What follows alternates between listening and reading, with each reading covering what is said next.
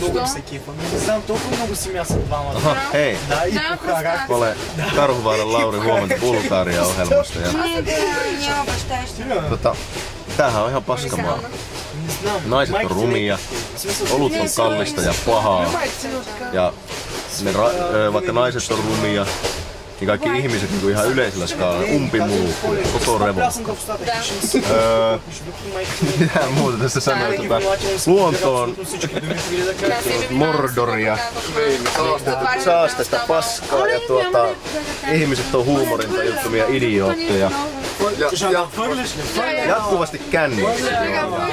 Joo, kenenkään ei kannata luottaa, kaikki on niin järjestelmän päissä.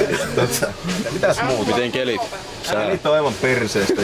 Jos ei oo sumua, niin sataa räntää.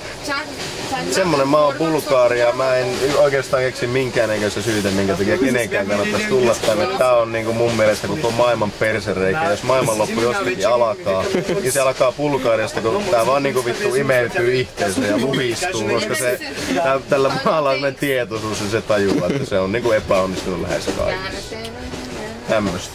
Lauri jatkaa nyt käsiksen lukemista.